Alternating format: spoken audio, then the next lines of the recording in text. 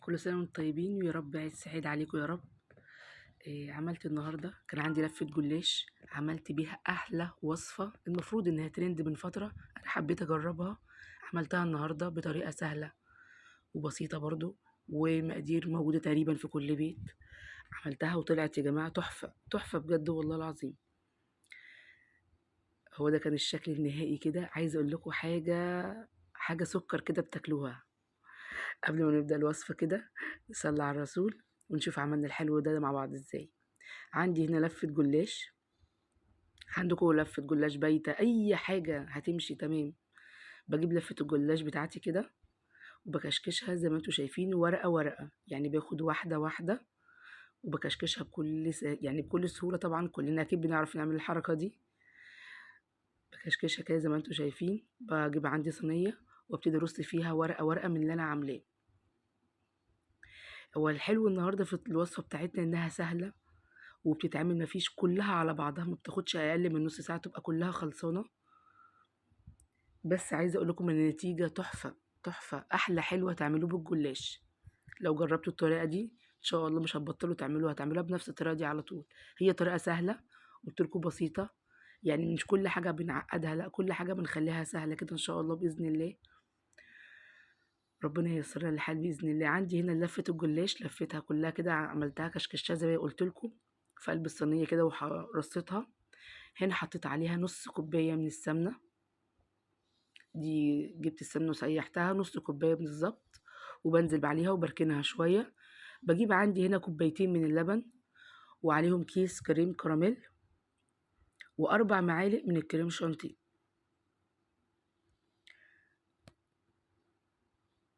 عندك بقى مضرب سلك تمام، بتضربي كويس لغاية ما نوصل لقوام ولا هو تقيل ولا هو خفيف، قوام وسط كده. هوريهولكوا دلوقتي. هو بنفس المقادير دي بالظبط، كوبايتين من اللبن، كيس كريم كراميل، 4 معالق من الكريم شانتيه. انا كنت حاطه 3 ما نفعش فحطيت 4 معالق من الكريم شانتيه بالظبط. بصوا هنا تمام، ولا هو تقيل ولا هو خفيف، هو ده المطلوب. يعني لمدة 3 أو 4 دقايق كده بالمضرب السلك هيطلع إن شاء الله القوام ده بإذن الله. بجيب عندي هنا الصينية، بنزل بالتلات أرباع الخليط بتاعي وأسيب الربع كده على جنب. هقولكوا هنعمل فيه إيه تاني.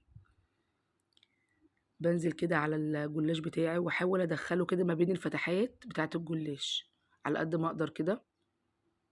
بوزعه على الجلاش كله وعلى الاطراف، واحاول اخليه ينزل كده ما بين الجلاش الفتحات اللي احنا عاملينها هنا دي.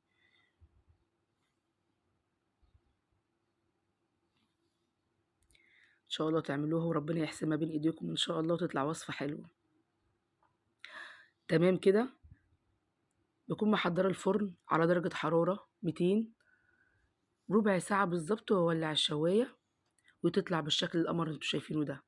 طبعا انا حطيت عليها ده شربات خفيف، نص كوبايه من السكر، نص كوبايه من الميه، رشه من الفانيليا، يغلوا مع بعض وبطفي يبرد خالص. طبعا الجلاش هنا كان عندي سخن، نزلت بيه بالشربات بتاعي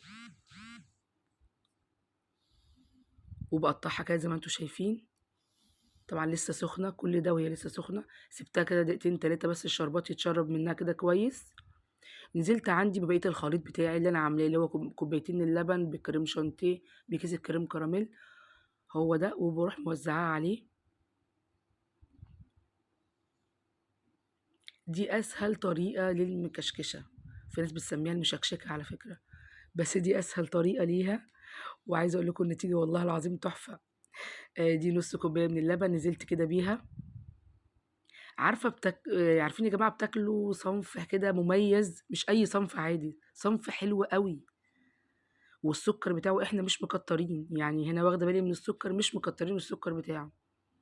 نزلت طبعا بكيس كريم كراميل كده عشان يديله شكل، وابتدي اقطع بقى الايه المشكشكه بتاعتي او المكشكشه بتاعتي. بس يعني عايزه اقول لكم يا جماعه والله العظيم جربوها حكايه. هي ليها كذا طريقه بس دي اسهل، انا بالنسبه لي انا لقيتها اسهل طريقه ممكن تعملوها بيها. بصوا بعد كده غرفت في الاطباق، برش حبه لبن وبرش من الصوص كريم كراميل. حاجه يا جماعه كده رائعه. أتمنى تجربوها وتقولوا لي رأيكم فيها. بصوا كده، تحفة يا جماعة والله العظيم، من أحلى وصفات الجلاش اللي جربتها.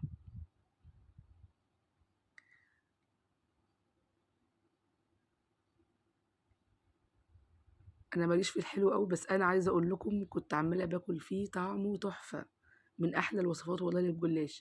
أتمنى تجربوها وتقولوا لي رأيكم، ولو الوصفة عجبتكم لايك وشير واشتراك في القناة. السلام عليكم.